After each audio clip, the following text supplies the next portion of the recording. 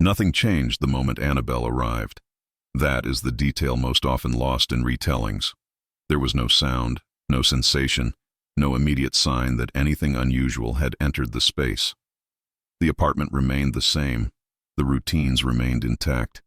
Life continued without interruption. This absence of reaction is essential to understanding what truly happened afterward. If the arrival had been dramatic, the response would have been immediate. Instead, the presence blended into normality so completely that it escaped notice. The real shift began not with an event, but with a delay. And delays create the most dangerous kind of uncertainty. Annabelle entered the environment as an object without context. She was not introduced with a warning, a story, or an expectation of consequence. She was placed casually, treated as background rather than focus. This initial lack of attention is critical. Investigators later concluded that the earliest phase of influence depended on invisibility. The less significance attached to the object, the easier it became for subtle changes to take root.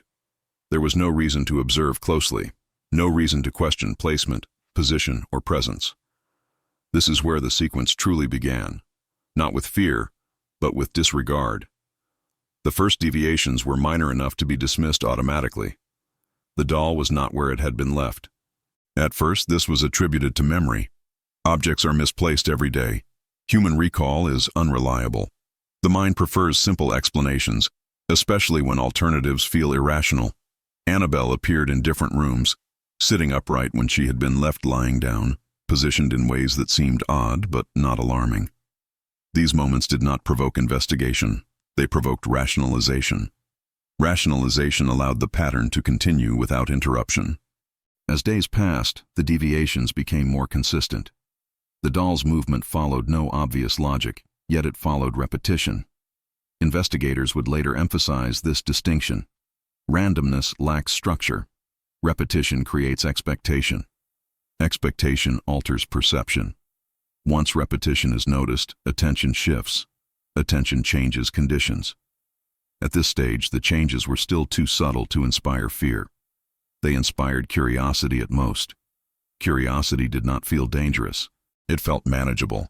This assumption would prove critical. The environment itself began to change in ways that resisted immediate explanation. Rooms felt heavier. Silence felt pronounced. Visitors remarked on discomfort without being prompted. These reactions occurred independently, without shared suggestion. Some described pressure. Others described unease. None could identify a cause. Importantly, these sensations were not constant. They appeared intermittently, often after periods of proximity to the doll. This intermittence reinforced doubt. If something were truly wrong, it would be consistent. That logic delayed intervention. The appearance of handwritten notes marked a turning point. Short messages appeared on parchment-like paper that none of the occupants recognized. The content was simple: requests for help. Names written without context. The material itself raised questions. There was no source for the paper, no explanation for its presence. The handwriting did not match anyone in the apartment. Searches yielded nothing. Still, the situation did not escalate immediately. The idea that the doll could be responsible felt unreasonable. Reasonability acted as a barrier against fear.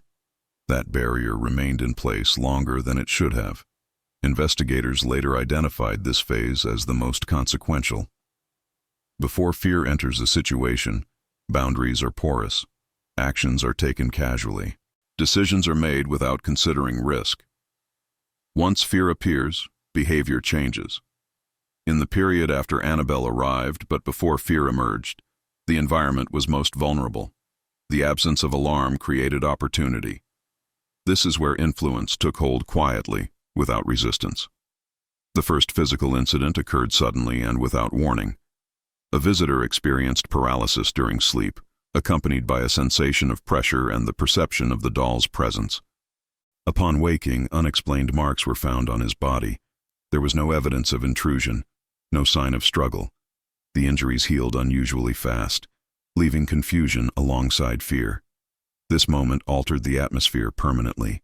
Fear entered the space not as panic, but as recognition. Something had crossed a boundary. Following this incident, attention intensified.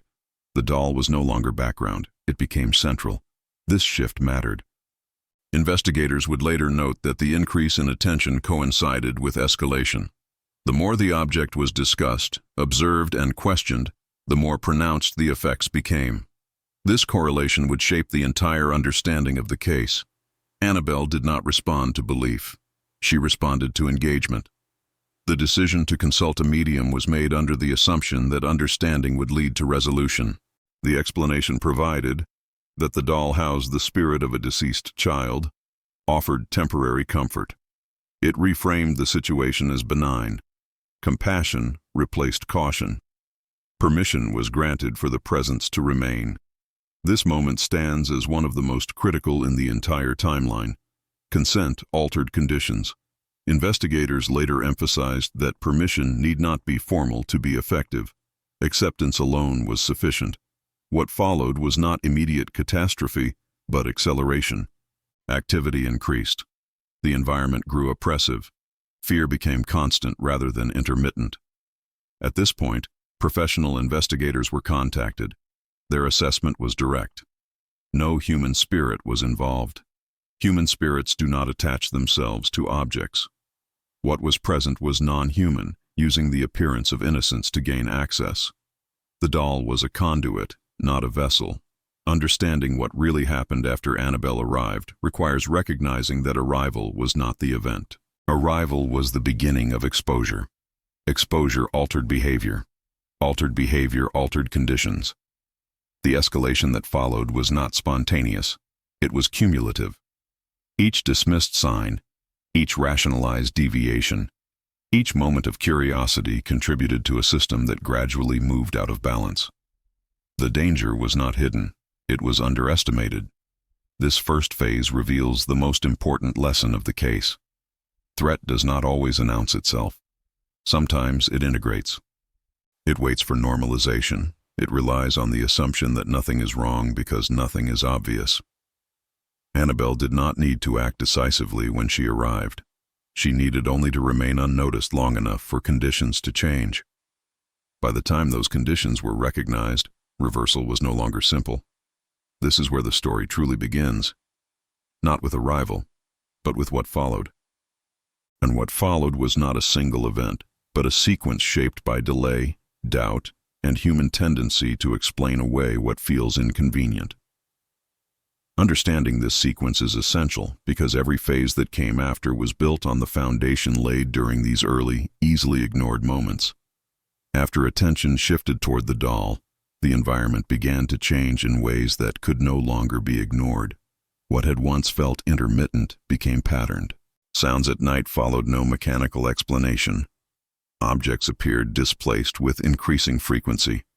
The apartment itself seemed resistant to rest, as if sleep had become provisional rather than routine. These changes were not explosive. They were cumulative. Each night added tension without resolution. Investigators would later describe this phase as the transition from anomaly to system. Once behavior adapts to the presence of something, that presence gains leverage. The situation had crossed that threshold. The escalation that followed was not chaotic. It was organized by response. When fear increased, activity adjusted. When attempts were made to minimize attention, effects diminished slightly, only to return when curiosity resurfaced. This responsiveness suggested a feedback loop. The environment reacted to engagement rather than existence. The doll did not need to be touched to influence outcomes.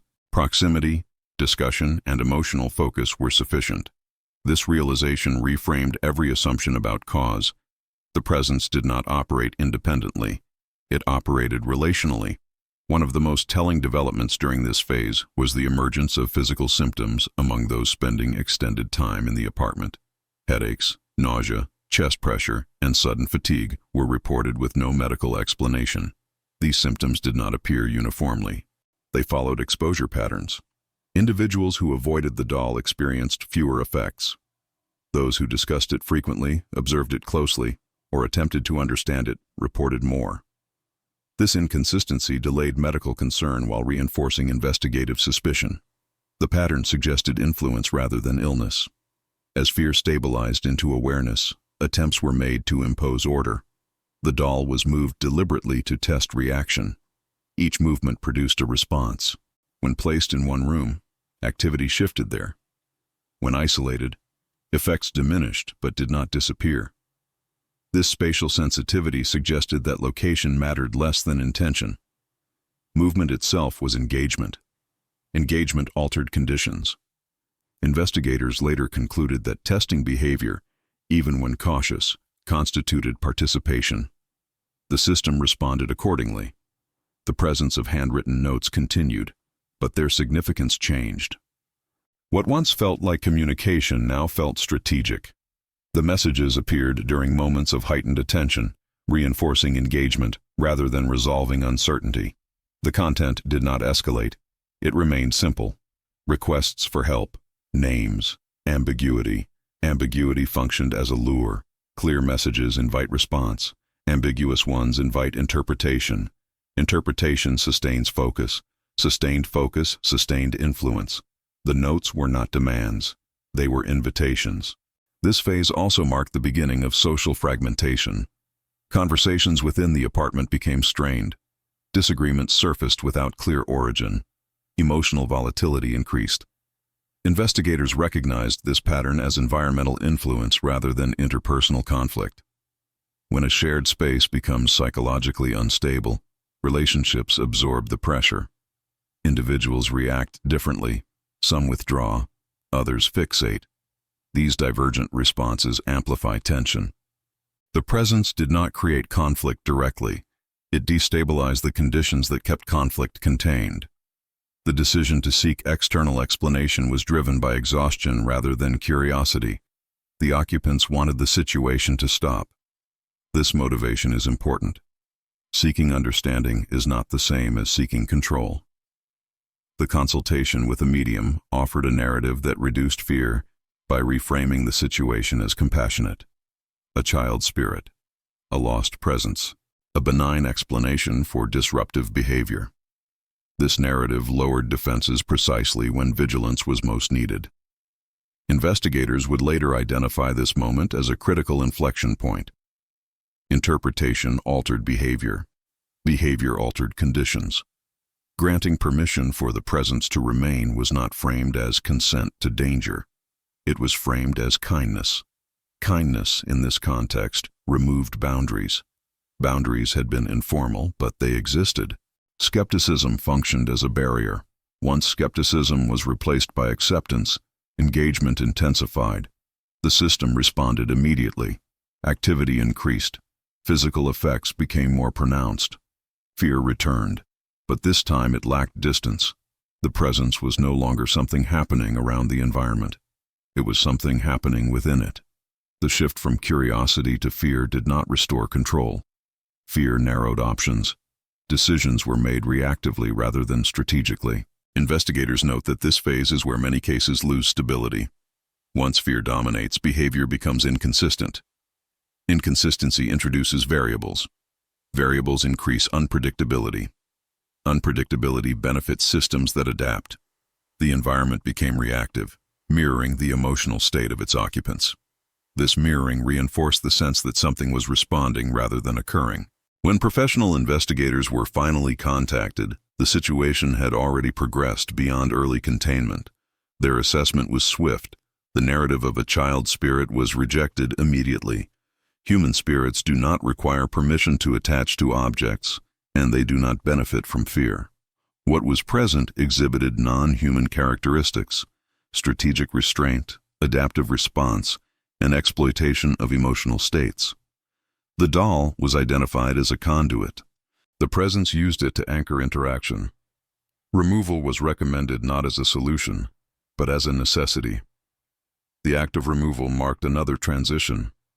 The environment did not return to normal immediately. Residual effects persisted. This persistence suggested that influence had extended beyond physical proximity. Investigators emphasized that removal addressed access, not consequence. The system had already been altered. Recovery would be gradual. The decision to remove the doll was not framed as victory. It was framed as risk reduction. The goal was to prevent further escalation, not to undo what had already occurred. Understanding what really happened after Annabelle arrived requires recognizing this sequence. Arrival led to disregard. Disregard led to normalization. Normalization led to engagement. Engagement led to escalation. Escalation led to misinterpretation. Misinterpretation led to permission. Permission removed boundaries. The system responded accordingly. None of these steps were dramatic in isolation. Together, they formed a progression that moved steadily toward instability. This phase reveals the most dangerous misconception surrounding the case. That danger appears suddenly. In reality, danger accumulated quietly through ordinary decisions made under ordinary assumptions. Each choice felt reasonable. Each dismissal felt justified. By the time fear demanded action, the system had already adapted. What followed was not a surprise. It was the predictable outcome of a sequence that unfolded without interruption. This is why the events following Annabelle's arrival cannot be reduced to isolated incidents. They must be understood as a continuum shaped by human behavior interacting with something that responded intelligently to that behavior. The arrival itself was not the catalyst. What mattered was everything that happened after, especially the moments that felt too insignificant to matter. After the doll was removed from the apartment, many expected an immediate return to normalcy. That expectation proved incorrect. What followed was not relief, but a slow recalibration of the environment and the people who had lived within it. Investigators later described this phase as residual adaptation, the period in which conditions continued to reflect a presence that was no longer physically there. Sleep did not immediately improve. Anxiety lingered. The sense of being observed faded gradually rather than disappearing. This delay mattered. It demonstrated that influence had not been limited to proximity alone. Something had already embedded itself into routines, perceptions, and emotional responses. During this period, individuals reported heightened sensitivity to their surroundings. Ordinary sounds triggered disproportionate reactions. Silence felt amplified. Nighttime remained difficult. Investigators recognized this as a common after-effect in cases where prolonged exposure had occurred. The system had been altered. Removing the anchor did not instantly reset conditions. Recovery required time, consistency, and the absence of renewed engagement. This reinforced an earlier conclusion. Influence accumulates faster than it dissipates. Prevention is easier than reversal. The transport of the doll itself introduced another layer of complication. Mechanical failures during transit were reported with unusual frequency. The vehicle experienced repeated malfunctions under normal conditions. Investigators did not interpret these events as dramatic attacks. They interpreted them as resistance to relocation. Movement represented a change in state. Change provoked response. To mitigate risk, constant verbal focus was maintained during the journey, not as ritualized performance but as stabilization.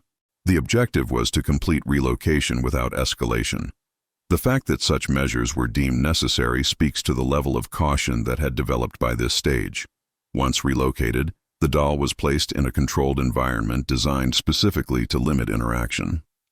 Physical containment was reinforced, but investigators understood that physical barriers addressed only part of the problem. The greater challenge was managing attention. From the moment the case became known outside its original context, curiosity followed. Visitors reacted strongly to the doll's presence even without prior explanation. Some reported discomfort immediately. Others felt compelled to approach. This compulsion did not correlate with belief. Skeptics and believers alike reported similar impulses. Investigators documented this phenomenon carefully. Compulsion indicated engagement without conscious intent. The introduction of formal warnings was not intended to frighten, but to interrupt impulse. Clear language was used. The message was simple. Do not touch, do not provoke, do not engage. These warnings functioned as behavioral barriers. When respected, conditions remained stable. When ignored, incidents followed. These incidents were rarely dramatic enough to attract attention, but consistent enough to reinforce correlation. Investigators treated each violation as data rather than anomaly. Patterns continued to align. One notable incident involved an individual who openly dismissed the warnings and treated the containment as symbolic. Shortly after leaving, he was involved in a serious accident. While causation could not be proven definitively, the sequence matched earlier patterns too closely to ignore: nearness, dismissal, delayed consequence. This structure appeared repeatedly throughout the case. The delay was crucial. Immediate consequences would have forced decisive action. Delay allowed doubt. Doubt permitted continued engagement. The system benefited from ambiguity. As time passed, the case entered a phase of managed exposure. The doll remained contained, but documentation continued. Investigators focused less on what might happen next and more on maintaining conditions that prevented escalation. This shift represented a philosophical turning point. The objective was no longer understanding. It was limitation.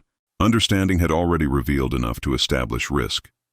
Additional insight offered diminishing returns while increasing exposure. At this stage, curiosity became liability. Another important development during this phase was the recognition that discussion itself functioned as engagement. Individuals who spoke frequently about the case reported more persistent effects than those who avoided the topic entirely. This observation challenged assumptions about safety. One could be physically distant and still remain exposed through fixation. Investigators began limiting discussion to essential contexts. Information was compartmentalized. Details were shared only when necessary. This approach reduced reported effects significantly. The correlation reinforced a core conclusion: awareness sustains influence. This understanding forced a reevaluation of how cases like Annabelle should be managed long-term. Traditional investigation seeks resolution through exposure and analysis. The Annabelle case suggested the opposite. Exposure extended the lifespan of the phenomenon. Analysis increased engagement. The safest course was controlled ignorance, knowing enough to avoid danger, but not enough to invite fixation. This concept conflicted with academic instincts, but the evidence supported it. As the case stabilized, the absence of escalation created a new risk: complacency. Stability invited reinterpretation. If nothing dramatic was happening, perhaps the threat had been overstated. Investigators documented this psychological drift carefully. Doubt emerged in cycles, often among those newly introduced to the case. Each cycle required reinforcement of protocol. Reinforcement restored discipline. Discipline restored stability. This pattern repeated over years, highlighting the fragile nature of long-term containment. The phrase, "what really happened after Annabelle arrived," cannot be answered with a single event. What happened was a transformation of behavior, environment, and expectation. The arrival initiated a process rather than an incident. Removal halted escalation but did not erase consequence. Containment stabilized conditions, but required constant vigilance. The case demonstrated that danger does not always end when the source is removed. Sometimes it persists in the systems that adapted to its presence. This phase underscores the most overlooked aspect of the Annabelle case: aftermath. Popular narratives focus on origin and confrontation. The real story is dominated by recovery and maintenance. The effort required to restore stability exceeded the effort required to recognize danger initially. This imbalance highlights the cost of delayed response. Early signs were dismissed because they felt manageable. By the time action was taken, management had become permanent. Understanding this progression reframes the entire case. Annabelle did not arrive, cause chaos, and leave. She arrived, altered conditions gradually, and left behind a system that required ongoing adjustment. The true impact of her arrival was not the events that occurred, but the long-term changes they necessitated. The environment never returned entirely to what it had been. Normalcy was redefined. This redefinition is the lasting consequence of underestimating subtle influence. This brings the story to the threshold of its final phase. The focus shifts from response to endurance. The question is no longer what happened, but how stability was preserved afterward, and at what cost. The final part will examine how containment became a permanent responsibility rather than a temporary solution, and why the case never truly concluded. The final phase of what happened after Annabelle arrived is not defined by escalation, but by permanence. Once containment was established and the immediate environment stabilized, investigators were forced to confront a reality that resisted closure. The case did not move toward an ending. It settled into a condition. This distinction is critical. An event can be concluded. A condition must be maintained. What followed was not resolution, but responsibility, an ongoing commitment to prevent re-engagement with something that had already demonstrated adaptability. Over time, the doll's presence became less about activity and more about management. Effects were no longer dramatic enough to draw attention, yet they never disappeared entirely. The absence of visible incidents created a dangerous illusion that the threat had diminished on its own. Investigators rejected this conclusion. Stability was not decay, it was balance. Balance achieved through reduced interaction, controlled exposure, and disciplined restraint. Remove any one of these elements, and the system risked destabilization. The case demonstrated that inactivity does not equal safety. It often indicates successful limitation. One of the most difficult challenges during this phase was maintaining seriousness in the absence of fear. Fear motivates action. Responsibility requires discipline. Discipline is harder to sustain when consequences are not immediate. Investigators documented cycles in which caution weakened over time, especially among individuals newly introduced to the case. Each cycle followed a similar pattern: curiosity, reinterpretation, testing of boundaries, and subtle return of effects. These effects were rarely severe enough to provoke alarm, but consistent enough to confirm correlation. Each cycle ended with renewed enforcement of protocol. The system corrected itself, but only after friction. This friction revealed a crucial vulnerability. Containment depended on memory. Memory of why the rules existed, memory of what had already occurred. As time passed, first-hand experience gave way to documentation. Documentation lacked emotional weight. Without lived experience, the warnings felt abstract. Investigators responded by refining how information was transmitted. They emphasized logic over fear, sequence over story. The goal was to preserve understanding without inviting fixation. This balance was delicate. Too little information encouraged doubt.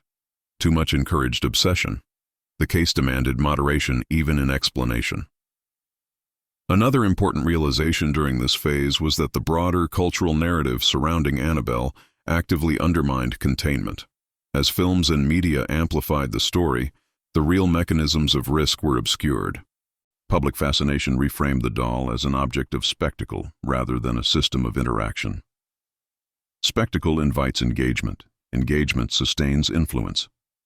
Investigators recognized that sensational fear actually reduced risk for some by encouraging avoidance, while curiosity-driven interest increased risk for others by sustaining attention. The public image became a variable investigators could not fully control. This disconnect between perception and reality complicated long-term management. Those influenced by popular portrayals expected dramatic outcomes. When none occurred, skepticism increased. Skepticism encouraged boundary testing. Testing reintroduced instability. The case thus existed within a feedback loop shaped partly by culture, not just proximity. Investigators adjusted by reinforcing procedural framing whenever possible. The case was described clinically. Emotional language was avoided. Drama was minimized. These choices were not about secrecy. They were about depriving the system of fuel. The most sobering conclusion of this phase was that Annabelle herself required no effort to remain relevant.